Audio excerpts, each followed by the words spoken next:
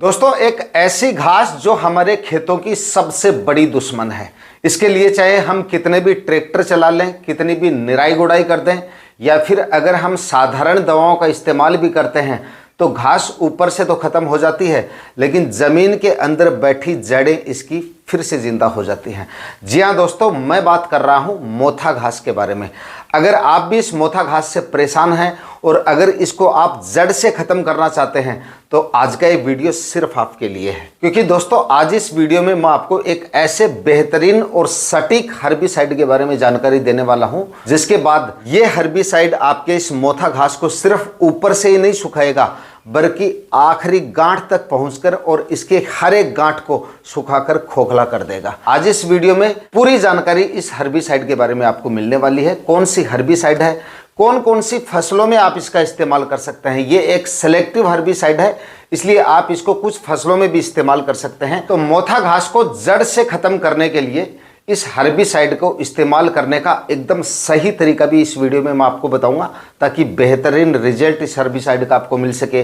कौन कौन सी सावधानियां आपको रखनी है, कितनी इसकी आपको 1 एकड़ में डोज रखनी है, कौन कौन सी फसलों में आपको इसका इस्तेमाल करना है, यानी कि कंप्लीट जानकारियां इसके बारे में आपको मिलने वाली है। इसलिए वीडियो का कोई भी पार्ट आपको मिस नहीं करना है, क्योंकि आज हम एक हर्बिसाइड के बारे में बात कर रहे हैं।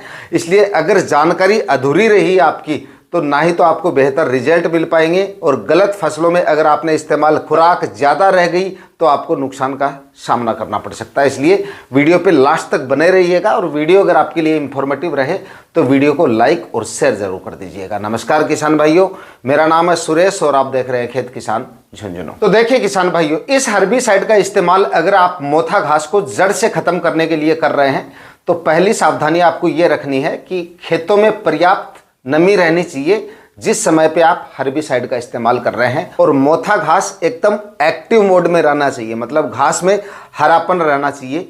घास ज़्यादा बड़ा नहीं होना चाहिए, 4-5 पत्तियों का होना चाहिए, इससे ज़्यादा बड़ा घास नहीं होना चाहिए, लेकिन हरा भरा रहना चाहिए। ऐसा नहीं कि पहले से पानी की कमी है घास के अंदर और पीलापन उसमें पहले से है, तब आप अगर हर्बिसाइड का इस्तेमाल करेंगे तो प्रॉपर रिजल्ट आपको नहीं मिल पाएंगे। बराबर खेत के अंदर नमी रहनी चाहिए, और हर्बिसाइड का इस्तेमाल करने के बाद भी लगभग 10-12 दिन तक जो है खेत में नमी आपको बना के रखनी है। तभी ये हर्बिसाइड हर एक गांठ तक पहुंचेगा और हर एक गांठ को सुखाकर खोखला करेगा, क्योंकि रिजल्ट आपको तभी प्रॉपर मिलेंगे जब आप सही तरीके से इसका इस्तेमाल करेंगे। जिस हर्बिसाइड की बात कर रहे हैं वो है हेलोसल्फ्यूरिन मिथाइल। 75% WG फॉर्म में आपको ये मिलता है। इस हर्बिसाइड की अलग अलग कंपनियों का आपको मिल जाता है। खुराक 1 एकड़ में सिर्फ 36 ग्राम आपको 1 एकड़ के हिसाब से इसकी खुराक रखनी है, और 36 ग्राम हर्बिसाइड को यानी कि हेलोसल्फ्यूरिन मिथाइल को आपको करीब 150 से 200 लीटर पानी के अंदर मिक्स कर लेना है, और उसके बाद में इसका स्प्रे निकाल देना है। खड़ी फसलों में वैसे ये सेलेक्टिव हर्बिसाइड है, 2-3 फसलें हैं जिनमें आप इसका इस्तेमाल कर सकते हैं, लेकिन सबसे पहले मैं आपको यही सजेस्ट करूंगा कि खाली खेतों में आप इसका इस्तेमाल करें। खाली खेतों में अगर आप इस्तेमाल करते हैं तो अगर 2-3 ग्राम खुराक इसकी ज़्यादा भी रख लेते हैं ना, तो मतलब फसल ना होने की वजह से किसी नुकसान का सामना हमें नहीं करना पड़ता है। दूसरा, कुछ और स्टेप भी ले सकते हैं अपन। अगर खेत में कोई और फसल नहीं है तो दूसरे स्टेप भी मैं आपको बताऊंगा, अगर वो स्टेप लेते हैं तो और भी असरदार हो सकती है ये आपकी जो हर्बिसाइड है, और रिजल्ट आपको प्रॉपर मिल सकते हैं। क्योंकि जब तक मोथा घास की जो नीचे गांठ होती है, जो करीब 1-1.5 फीट तक की गहराई तक होती है, कई बार तो 1.5-2 फीट तक की गहराई तक भी आपको मिलती है, जब तक वो गांठ खत्म नहीं होगी, जड़ से खत्म नहीं होगी, सूख कर खोखली नहीं होगी, तब तक ये मोथा घास जड़ से खत्म नहीं होगा। दोस्तों, हेलोसल्फ्यूरिन मिथाइल को और भी शक्तिशाली बनाने के लिए या मोथा घास पे इसका असर और ज्यादा करने के लिए साइंटिफिक तरीका मैं आपको बता रहा हूं, ऐसे बनी बनाई बातें नहीं बता रहा हूं। जब आप इसका स्प्रे कर रहे हैं, लेकिन खेत खाली होना चाहिए और कोई फसल नहीं होनी चाहिए। जब आप इसको 1 एकड़ के लिए इस्तेमाल कर रहे हैं, उसी हिसाब से खुराक बता रहा हूँ, 150-200 लीटर पानी में अगर आप इसको मिक्स कर रहे हैं तो उसमें 2 से 3 kg यूरिया मिला लें। अब इसका एक कारण समझ लो कि यूरिया आपको मैं क्यों रिकमेंड कर रहा हूँ, क्योंकि मोथा घास के जो पत्ते होते हैं ना, जो पत्ते होते हैं वो उसके ऊपर एक परत होती है, मोम जैसी परत, जो कि हर्बिसाइड को अंदर जाने से रोकता है, मतलब थोड़ा कम करता है उसके पावर को, या अंदर जाने की क्षमता को जो है वो कम कर देता है। और अगर हम इसके अंदर यूरिया मिक्स कर देते हैं तो यूरिया मिक्स करने से क्या होगा, नाइट्रोजन इसके उन छिद्रों को खोल देता है और उसकी वजह से नाइट्रोजन जल्दी ऑब्जर्व हो कर लेगा यह मोथा घास, यानी कि पत्तियां जल्दी सूखेंगी और नाइट्रोजन के साथ यह हर्बिसाइड भी जल्दी जाएगा और जल्दी ही ये उस मोथा घास की उस हर एक गांठ तक पहुंचेगा जिस गांठ तक इसको जाना चाहिए या जिस गांठ को इसको सुखाना है। तो रिजल्ट जल्दी मिलेगा, 2 से 3 दिन जल्दी मिलेगा और बेहतर मिलेगा। तो यूरिया खाद साथ में आप मिक्स कर लेना, लेकिन फिर रिपीट कर रहा हूं, कोई भी फसल में इस तरह का प्रयोग आपको नहीं करना है। किसी भी खड़ी फसल में आपको मोथा घास के लिए हर्बिसाइड मैं बिल्कुल भी सजेस्ट नहीं कर रहा हूं। बाकी कंपनियां, मतलब ये जो हर्बिसाइड है जिसकी हम बात कर रहे हैं, ये 2-3 फसलें सजेस्ट कर रही है, जैसे कि गन्ना, मक्का और लौकी। इन 3 फसलों में आप जो है इसका इस्तेमाल कर सकते हैं।